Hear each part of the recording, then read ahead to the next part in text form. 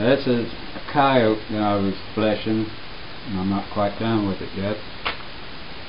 But these are the back legs, and they're the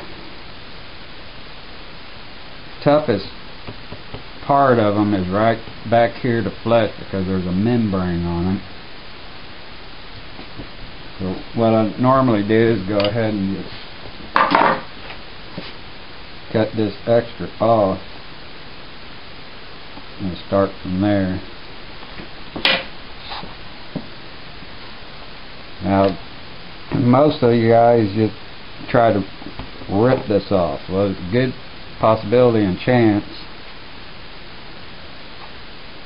that when you do that you put a hole in it back here. Now this is what I use, a cheap Duke, inexpensive Duke fleshing knife, and the way I do it, of course my blade ain't a razor sharp or anything like that. Mine is probably equivalent to your dull side, so my sharp side is anyway. What I do is take my blade and just turn it like that and work it off.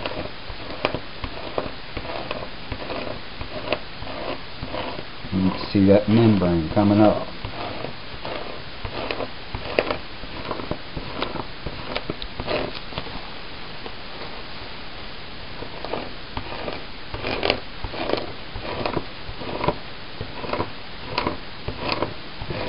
After you do it for a while, do it a couple hundred of them, you'll get to know how much pressure, and you can use how much pressure to put on it, and you can do this all the way down to the end and get all that membrane off.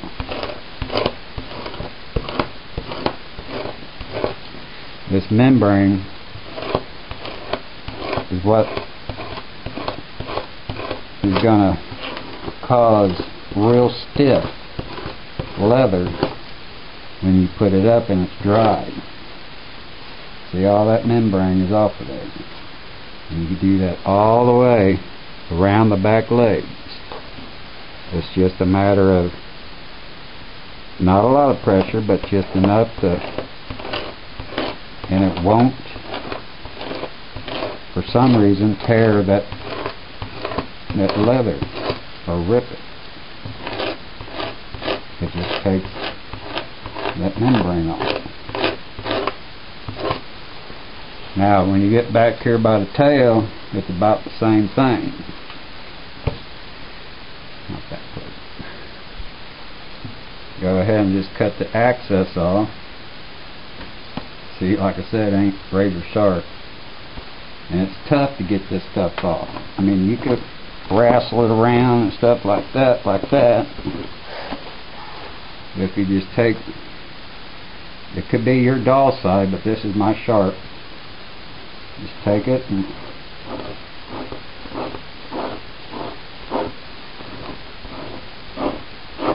it might take a little bit, but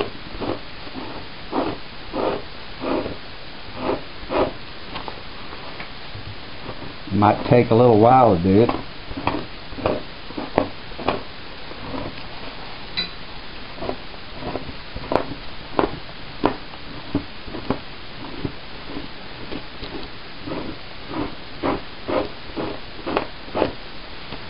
But you don't end up with a bunch of holes back here.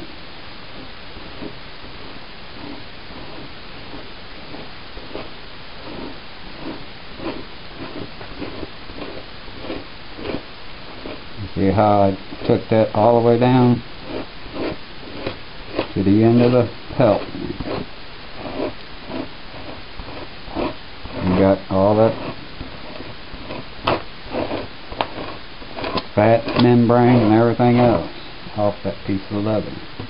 That's what those buyers like to see. Now when this dries, I did this side already. Now when this dries on the stretcher, it ain't going to be rock hard. If you leave that stuff on there, like this membrane here, if you leave that membrane on there, it'll be hard as a rock. It won't be no flexible at all. That was fleshing a coyote 101. And also these black spots that you have back here on the back. I used to do it like that, and every once in a while you'll catch one of those black spots and put a hoe in it. Pop a hoe. I always turn it like that.